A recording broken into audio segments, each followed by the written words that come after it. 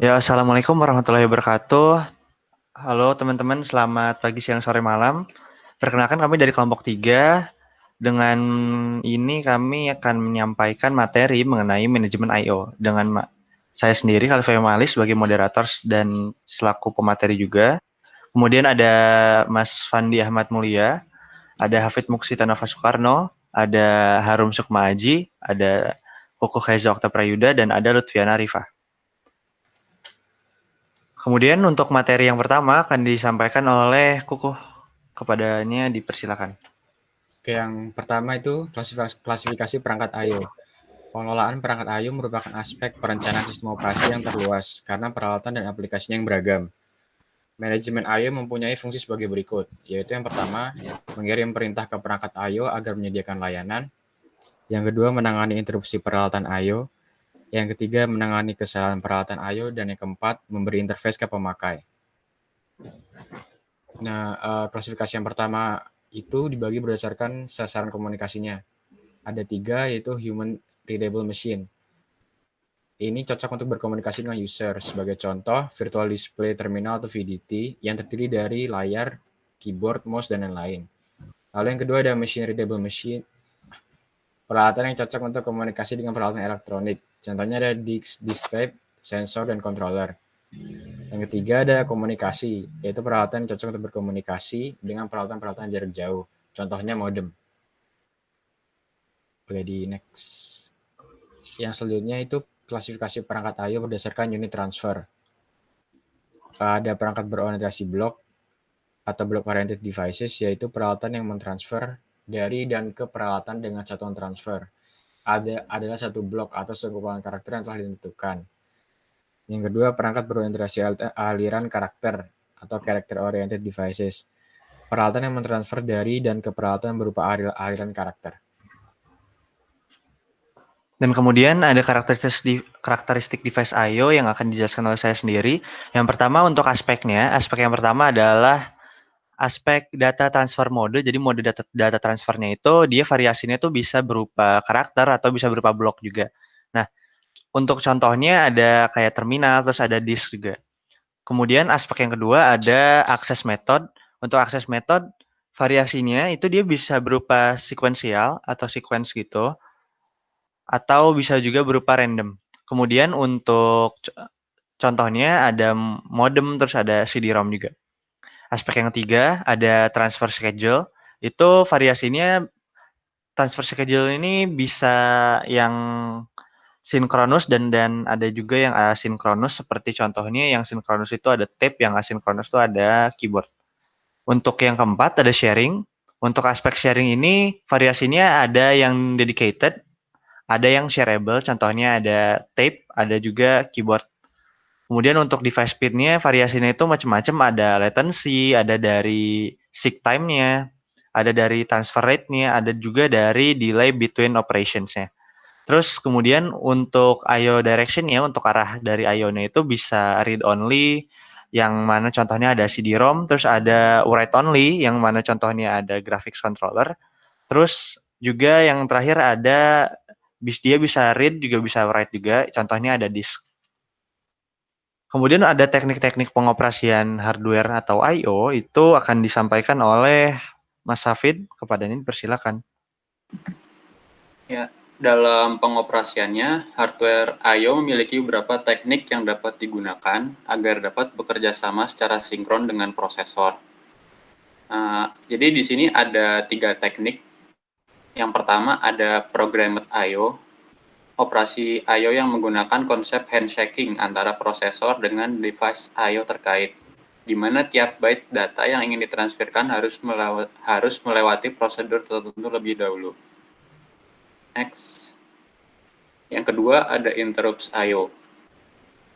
Kebalikan dari metode sebelumnya, jika di metode sebelumnya tuh inisiasi komunikasi itu diawali oleh prosesor. Sedangkan untuk metode ini diinisiasikan oleh device I/O sendiri, di mana device tersebut akan mengirimkan sebuah sinyal kepada prosesor bahwa ia akan melakukan sebuah transfer data. Selanjutnya, prosesor mungkin akan meninggalkan task yang sedang dikerjakannya lalu memproses sinyal tersebut. Lalu yang ketiga, ini berbeda dengan dua teknik yang sebelumnya. Jika yang sebelumnya itu melibatkan CPU atau prosesor, ini metode yang ketiga ini tidak melibatkan prosesor. Namun device I/O akan langsung mengakses suatu lokasi memori yang diberikan dan melakukan operasinya di sana secara langsung. Nah, prosedur ini sendiri diatur oleh komponen yang bernama DMA controller. Kemudian selanjutnya ada prinsip-prinsip perangkat I/O yang akan disampaikan oleh Harum. Kepadanya dipersilakan. Ya, terdapat dua sasaran perancangan perangkat I/O, yaitu satu efisiensi. Efisiensi merupakan aspek penting karena operasi I/O sering menjadi operasi yang menimbulkan bottleneck. Bottleneck sendiri adalah macetnya proses aliran data atau transmisi data pada sistem komputer atau komputasi. Selanjutnya ada generalitas atau device independence. Selain berkaitan dengan simplicitas dan bebas dari kesalahan, diharapkan juga menangani semua gerak peralatan secara beragam. Pernyataan ini diterapkan dari cara proses-proses memandang peralatan I/O dan cara sistem operasi mengelola peralatan dan operasi-operasi I/O. Nah, kemudian ada juga selain dari manfaat-manfaat yang bisa kita dapatkan dari sistem input-output ini sendiri, ada juga masalah-masalah dalam perancangan manajemen I/O tersebut. Nah, yang mana akan disampaikan oleh Mbak Lutfiana Arifah, kepadanya dipersilakan. Baik, selanjutnya adalah masalah-masalah penting yang harus diselesaikan pada perancangan manajemen input-output. Yang pertama ada penamaan yang seragam atau uniform naming, kedua ada penanganan kesalahan atau error handling, terus selanjutnya ada transfer sinkron versus asinkron, dan yang keempat ada shareable versus dedicated. Untuk penamaan yang seragam atau uniform naming itu adalah penamaan yang seragam untuk berkas yang disimpan di berbagai jenis media penyimpanan yang berbeda. Jadi nama berkas yang digunakan tetap sama, tidak memandang apakah disimpan di floppy disk, hard disk, SD-ROM, DVD-ROM, ataupun di memori stick kamera. Jadi penyimpanan nama suatu berkas itu tidak bergantung pada media penyimpanannya. Selanjutnya ada penanganan kesalahan atau error handling. Penanganan kesalahan, terutama kesalahan baca yang ditemui dalam operasi input-output, sebisa mungkin dikoreksi pada tingkat perangkat keras. Jika device controller masih menemukan kesalahan, maka di tingkat ini kesalahan akan dikoreksi. Jika setelah itu masih ditemukan adanya kesalahan, maka device driver juga turut berperan dalam mengoreksi kesalahan yang terjadi. Tetapi tetap sebisa mungkin kesalahan harus ditangani terlebih dahulu oleh hardware. Selanjutnya adalah transfer sinkron versus asinkron. Suatu operasi disebut sinkron apabila operasi tersebut dapat melanjutkan eksekusinya hanya setelah permintaannya terpenuhi. Sebaliknya, suatu operasi disebut asinkron apabila operasi tersebut dapat terus berjalan sekalipun permintaannya belum terpenuhi atau masih sedang diproses. Contoh operasi sinkron sendiri adalah pada perangkat flash disk, sedangkan operasi asinkron pada perangkat keyboard. Kebanyakan perangkat input-output adalah asinkron. Selanjutnya adalah shareable versus dedicated. Beberapa perangkat dapat dipakai bersama oleh beberapa pengguna dalam satu waktu, yang dimana perangkat tersebut disebut perangkat shareable. Namun ada juga perangkat dedicated yang perangkat tersebut hanya dapat dipakai oleh satu pengguna dalam satu waktu. Contoh perangkat yang shareable adalah disk, sedangkan perangkat yang dedicated adalah printer. Nah, kemudian yang terakhir ada hierarki pengelolaan perangkat I/O yang akan disampaikan oleh Mas Fandi. Kepadanya dipersilakan. Baik, selanjutnya adalah hierarki pengelolaan perangkat I/O. Yang pertama adalah interrupt handler. Interrupt atau interupsi pada intinya adalah suatu peristiwa yang menyebabkan eksekusi satu program ditunda dan program lain yang akan dieksekusi.